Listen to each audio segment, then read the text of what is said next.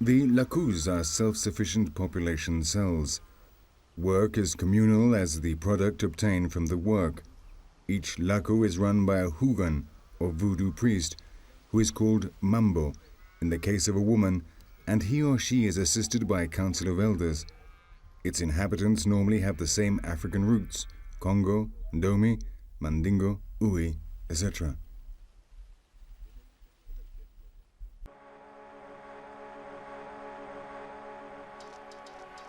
Voodoo is a religion that is very closely linked with nature, and many of its deities dwell in rivers, valleys, and mountains.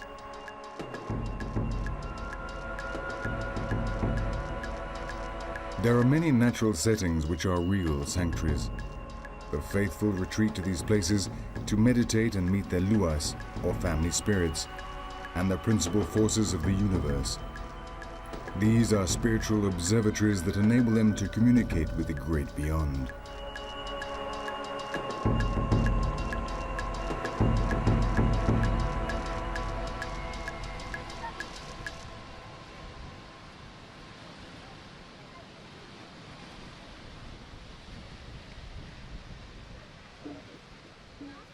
Voodoo determines and presides over Haitian society. It is always present in a world where everything that happens, be it good or bad, is attributed to the direct intervention of the spirits.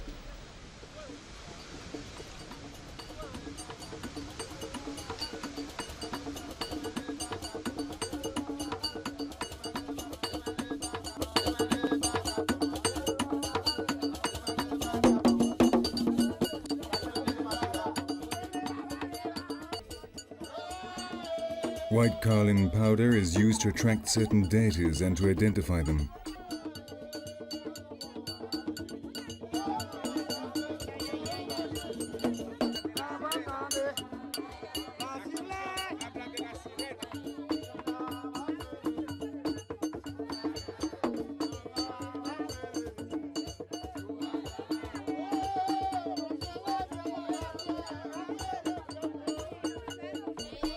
Ursuli has just recognized one of her followers by the rings that adorn his hands. These are wedding rings that show that the man has married her. Each person may marry his protective lua. They gather their relations and witnesses together and go to the Onfo, or voodoo temple, where a mystic wedding is held. From this moment on, the earthly spouse will have to abstain from sexual intercourse on certain days specified by his lua.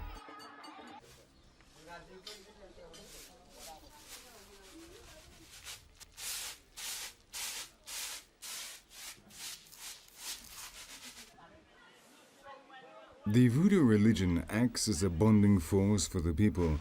It joins and fits together the range of different customs of the different ethnic groups from which the slaves that populated Haiti came. It helps to prop up a society that owes its existence to this religion.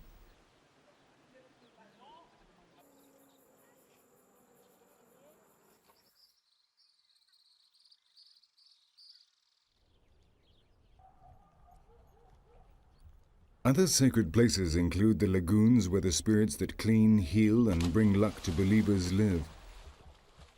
In Plan du Nord, the people submerge themselves in the mud and make their offerings of rum.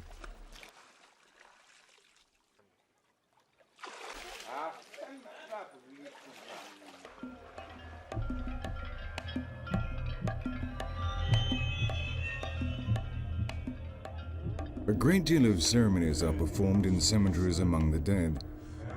The people are not afraid of these places, and it is commonplace and considered to be a great honor for someone to sleep on his father's grave.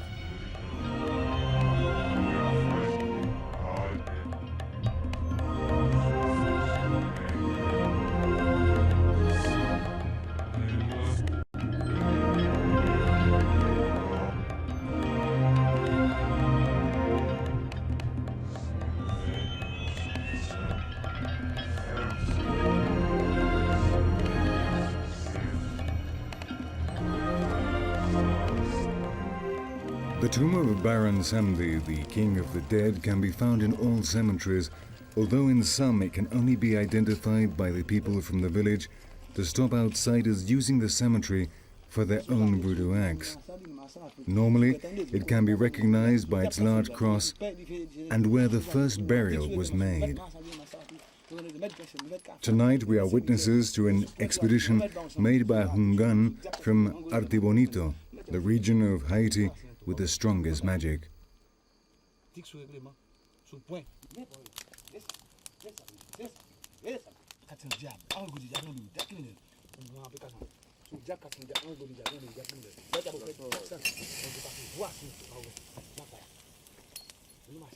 This ceremony is performed so that the Baron may deliver justice in a dispute and carry out the sentence on the guilty party.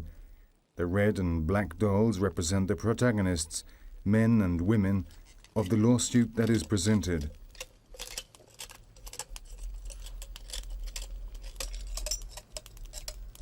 When this powerful Ugan is possessed, he has the power to eat glass. His lure demands it of him.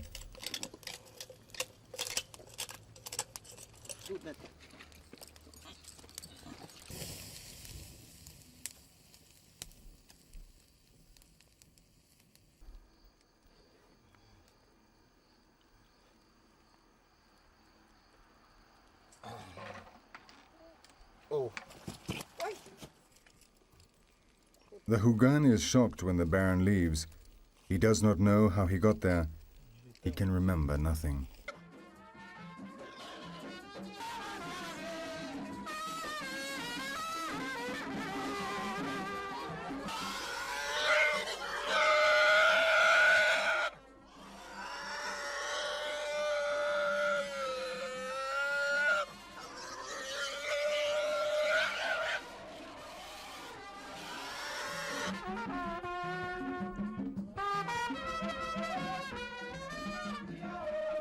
The voodooists inhale some powder made up by the Hugans which stimulate the senses and keep them awake all night long.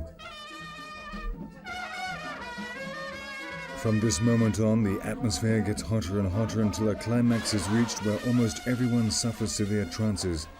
Belua Petro have arrived.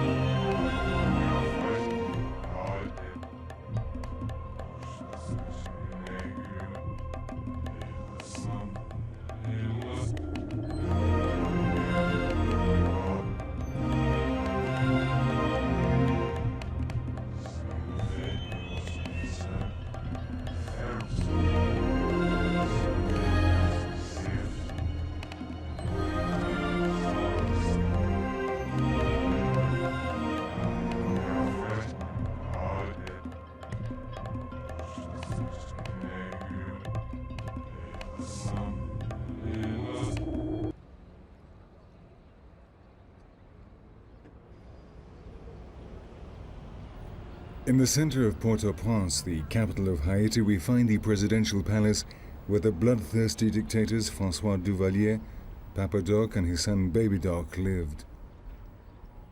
Opposite the front of the palace is the statue of the slave Toussaint Louverture, who led the fight against the French.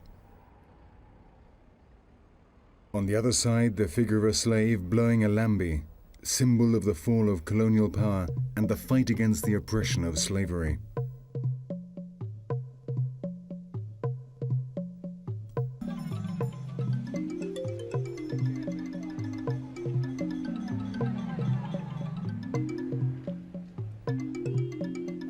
The Haitian people have suffered countless attacks and their freedom has been repressed on many occasions. Perhaps the most tragic example, because it was so recent, was that carried out by the Duvalier dictators and their reigns of terror sustained by witchcraft and black magic.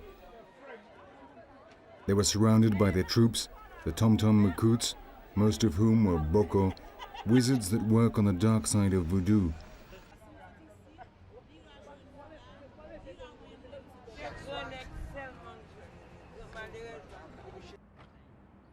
Rituals are celebrated daily in the cemeteries of Port-au-Prince.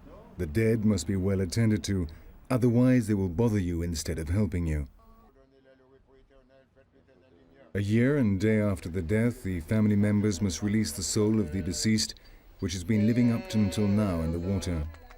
They must carry out a very expensive ceremony in which an ox is sacrificed.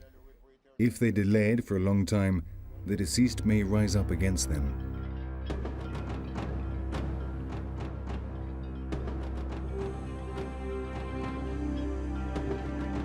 In the traditional voodoo law, the maximum penalty is zombification and not death.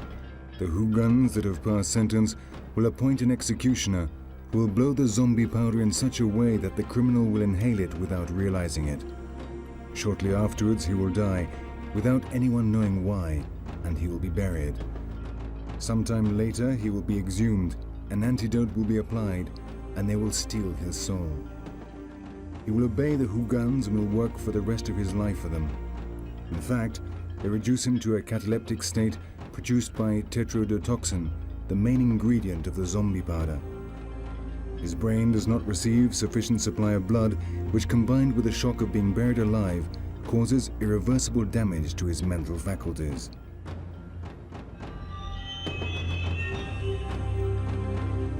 But those who work the deme may also use these sinister techniques for revenge. For this reason, there are some people who poison their dead before burying them because they could have been victims of a boko and be turned into zombies.